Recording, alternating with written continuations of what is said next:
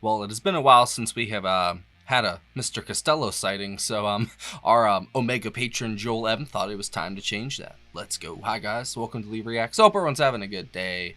I know I am. We are back with Mr. Elvis Costello, and we're going to be doing the entire debut album. This is going to be side one of My Aim Is True, which came out in 1977 through Stiff Records. It's a good one.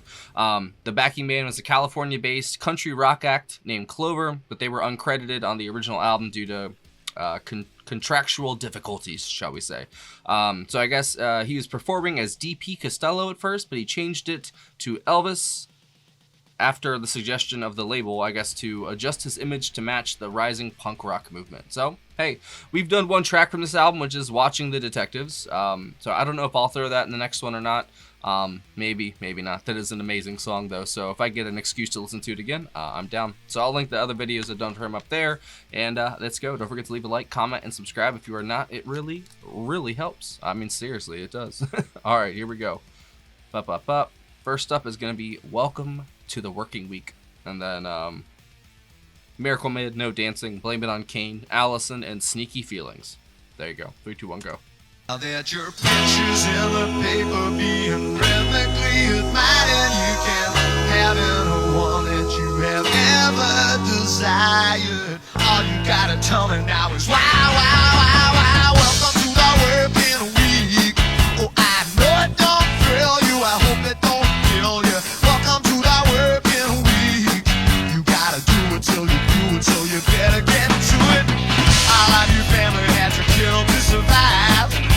Waiting for the big day to arrive, but if they knew how I feel, they better be alive.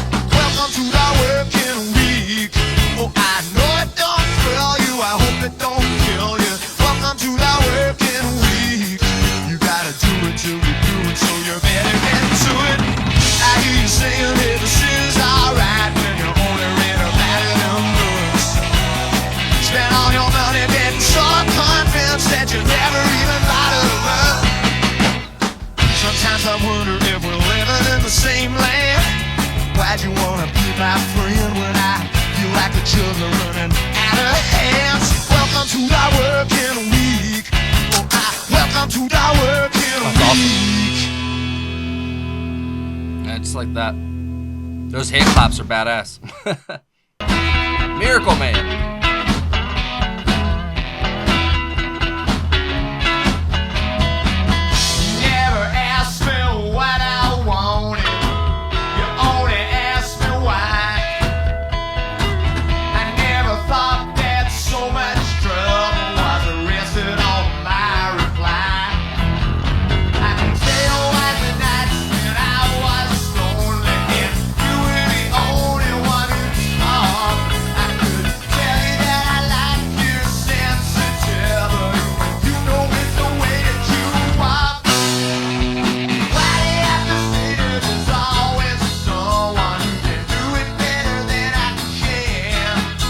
Man, that bass is sick.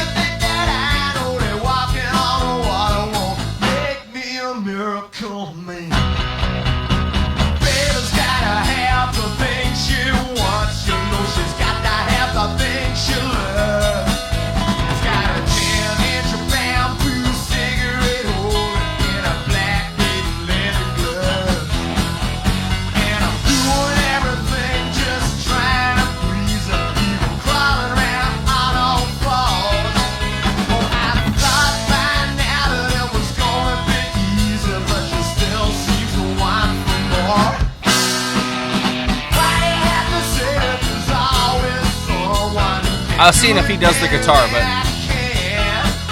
there's a lead guitarist and then there's him.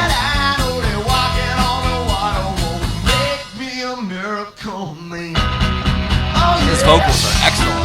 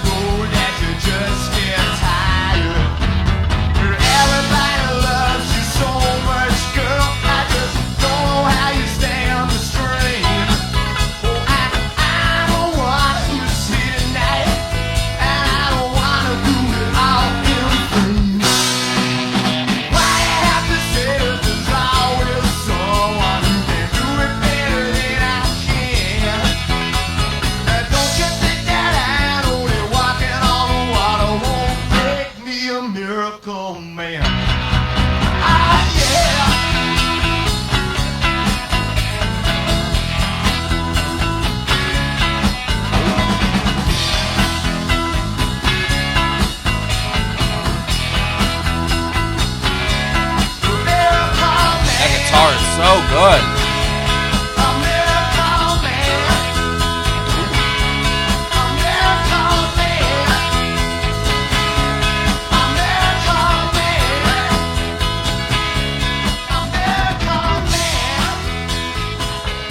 If I could squint my ears, that almost sounds like Phil Collins a little bit singing at the end. If you really listen, it's not, but it kind of did. I love that. His vocals are so powerful, man. And the guitar pairs up so well with them. No dancing. Has made a fool of him, like girls have done so many nights before, time and time again. But he's so strange, I don't know why, but somebody has to cry.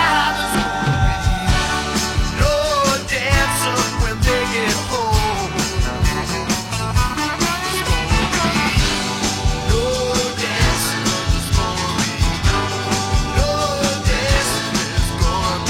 Oh, I love that.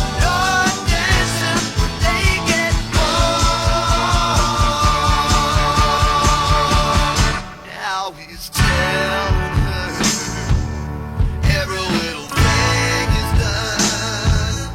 Once he glanced at the jackets of some paperbacks, now he's read everyone. It's such a drag. He's not the same. It's just that everybody has to feel his pain. No dancer when they get home. He's getting down on his knees and finds that the girl is not so easy to please. After all these nights with That bass has been so on point. she's running like some disease. If he says no dancing, there's gonna be no dancing, there's gonna be no dancing on my own. She can't even speak to him.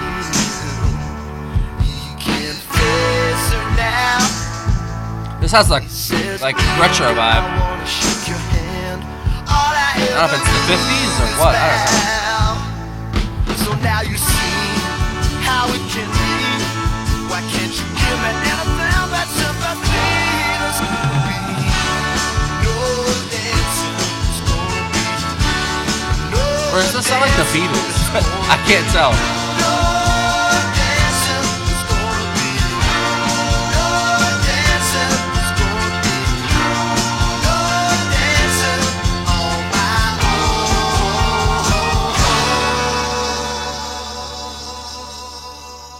own. Wow. It's not what I was expected so far. I really dig this. I mean, I expected to dig it, but not like this. Blame it on Kane.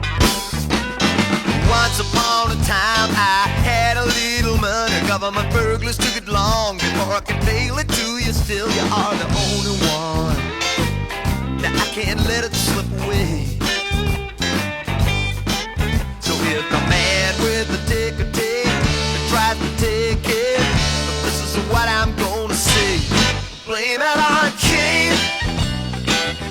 Don't blame it on me.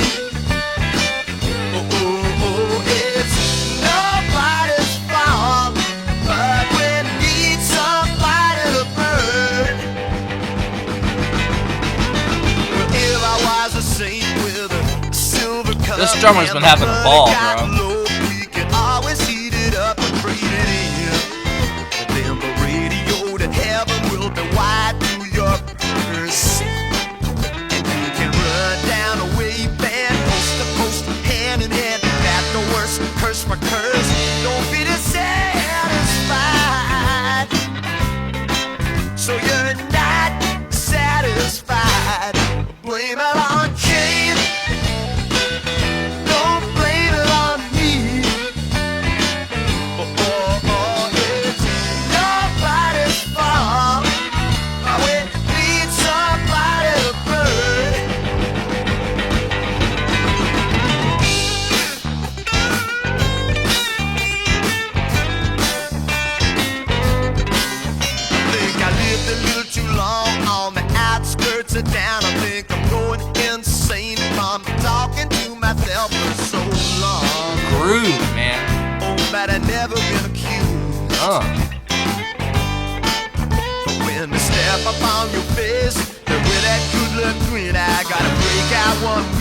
before I do somebody in. But every single time I feel a little stronger. They tell me it's a crime. Well, how much longer? Blame it on Ken. Don't blame it on me. That's so good. Nobody's fault, but we need somebody to burn. Blame it on Ken. Oh, please don't blame it on me. It's nobody's fault, but it just seems to be his turn. They go so quick. Allison. I think this was the second single released from this album. Oh, it's so funny to be seeing you after so long, girl. And with the way you look, I understand that you were not impressed. But I heard you let that little friend of mine take off your party dress. I'm not gonna get too sentimental like those other sticker valentines, 'cause I don't know if you are loving somebody. I only know it isn't mine. Allison, I know this world is killing you. Oh, Allison, my aim is true. Well, I see you got a husband now. Did you leave your pretty fingers lying in the wedding cake? You used to hold him right in your hand. I bet it took all he could take. Sometimes I wish that I could stop you from talking when I hear the silly things that you say. I think somebody better put out the big light, 'cause I can't stand to see you this way. Allison, I know this world is killing you. Oh, Allison, my aim is true. My aim is true. My aim is true. My aim is true. My aim is true. And that's the title of the album. My aim is true. What a beautiful My song. aim is true. My aim is true. My aim is true. Man, I can't wait to look at the personnel list afterwards. This drummer's been flames, bro. Straight flames. There's a lot of versatility on this album, too. I really dig it. I think this is the last song, though. Which is Sneaky Feelings. Now everybody's breaking up somebody else's home before somebody else starts breaking up their own. I get you in my dreams, you should do the things you say. It's not that it's so much fun, but it's safer that way. Sneaky feelings, sneaky feelings. You can't let those kind of feelings show. I like to get right through the way I feel for you, but I still got a long way to go.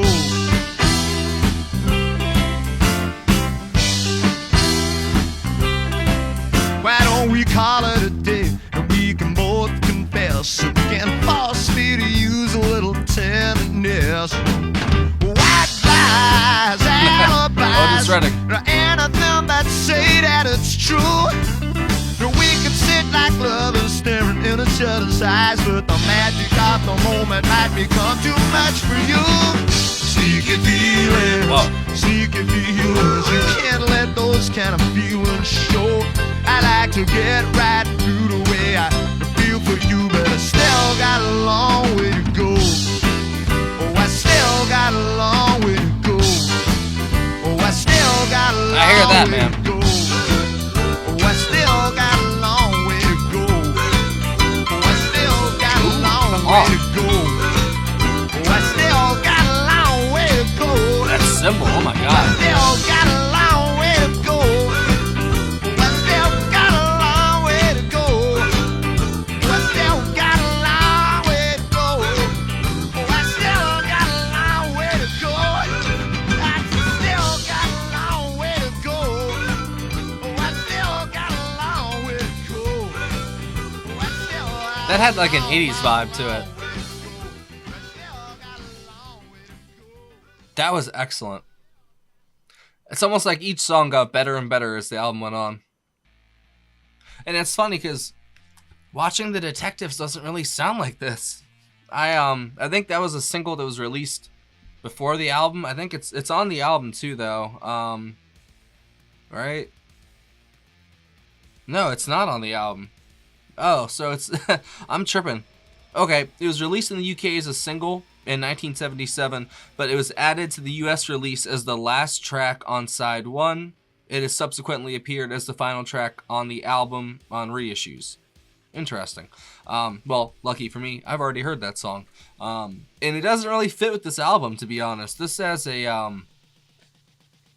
not a retro futurism vibe. I don't know why I thought of that. And it has like this a retro kind of bass layer to it, but they tinker with it and they kind of almost update the sound in a way to where they were at in 77. Yeah, there's definitely like some doo-wop in there. You could hear the American and the British influences at points. There were some points where I was like, man, it sounds like the Beatles a little bit in one of the songs. But his voice is so unique.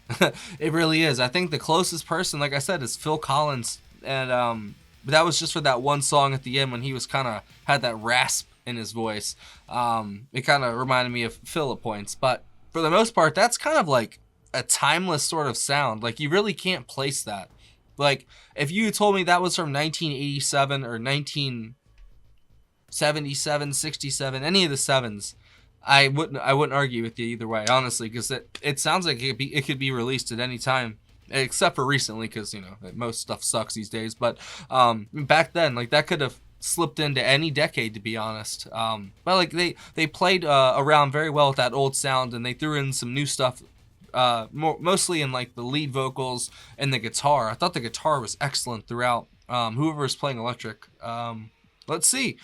Sorry, I'm sick. Elvis Costello on vocals, guitar, piano. John McPhee. He sounds familiar. John McPhee on lead guitar, pedal steel. Sean Hopper on piano, organ. Johnny Ciambatti? I think that's how you pronounce it. Ciambatti on bass. He was killing it. Mickey Shine on drums. Sorry, this is hard to read. We didn't do Less Than Zero. We didn't do any of those. So, no, that's it.